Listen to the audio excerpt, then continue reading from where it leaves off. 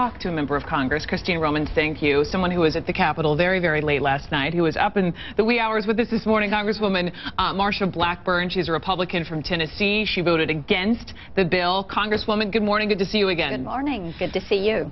Before we get to why the no vote, I just have to take us behind those closed doors. Give me some details that have not come out yet. I mean, what was that room like? Oh, we had a very spirited debate, as you can well imagine, but it was healthy, it was good, and what members of the House, Republican members of the House, decided was, we are done with kicking this can down the road. It will happen no more. We grabbed that can, and that can is called spending cuts.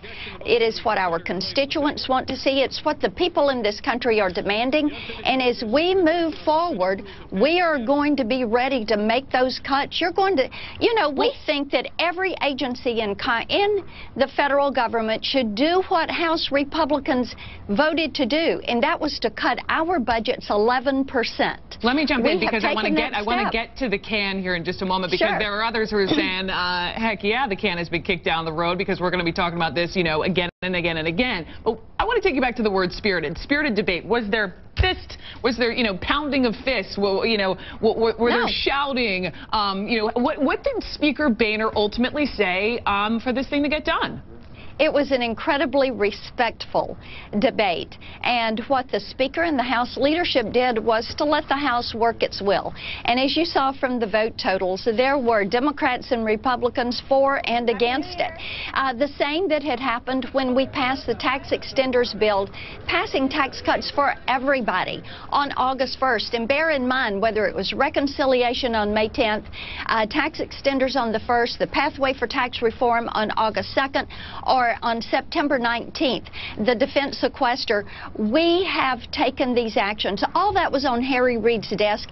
This was a crisis of Harry Reid's making. It was because of inaction in the Senate that we found ourselves here on New Year's Eve and New Year's Day taking these actions.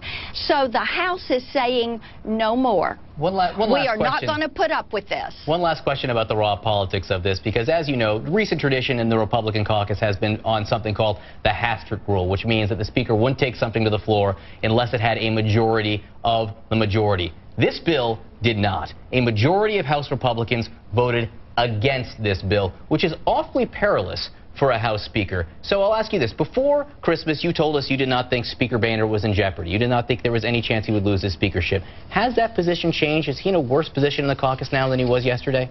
No, I think that people appreciated the fact that he allowed the House to work its will, and he allowed the members to vote. Look, we're all elected by the 660,000 people that are in our district. Overwhelmingly, people have said, all right, you're to get this spending under control. You're to put this nation back on the pathway to fiscal health. And I think that's why so many members of the House, Democrats and Republicans, have said the spending's got to stop. House Republicans, so many of us that are the conservatives in the House, have said we're grabbing that can.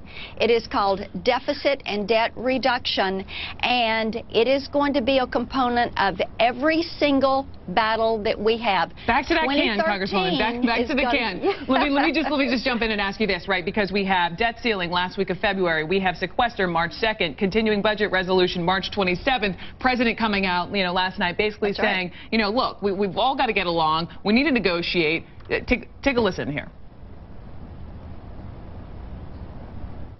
While I will negotiate over many things, I will not have another debate with this Congress over whether or not they should pay the bills that they have already racked up through the laws that they passed.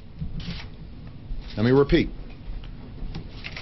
We can't not pay bills that we've already incurred.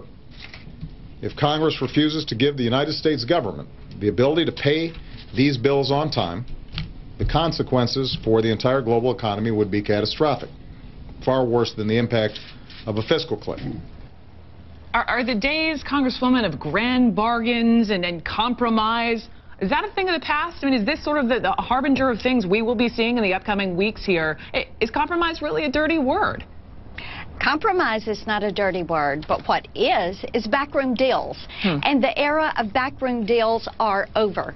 And this administration needs to realize they cannot continue to spend money they've already spent. Those sequester dollars are already spent. That was the last debt ceiling hike. So yes, we are going to have very spirited, very thoughtful debates on cutting what this government spends and right-sizing this government. We have a government. We have bureaucracies. We have programs that have outlived their usefulness. We have trust funds that need to be stabilized in Medicare and Social Security. You know, we got to get the job done. You did just hear the president say he was not going to negotiate, not trade, not barter on the debt ceiling vote. Are you willing to give him the debt ceiling, but then fight about those other issues later on? We're going to continue to fight about this spending, and I hope it's going to be a very respectful debate. The people of this country have elected us to protect the purse.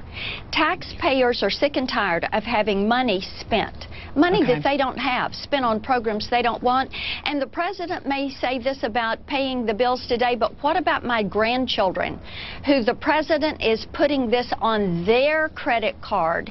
Our children now have $50,000 of federal debt. Okay, I hear spirited, often hear spirited debate upcoming in Washington. We'll watch for it. I'm sure we'll continue talking to you, Congresswoman Marsha Blackburn. We appreciate you this morning. Thank you. Both members, Steve Israel and Marsha Blackburn, a lot of energy after being up late last night voting on this.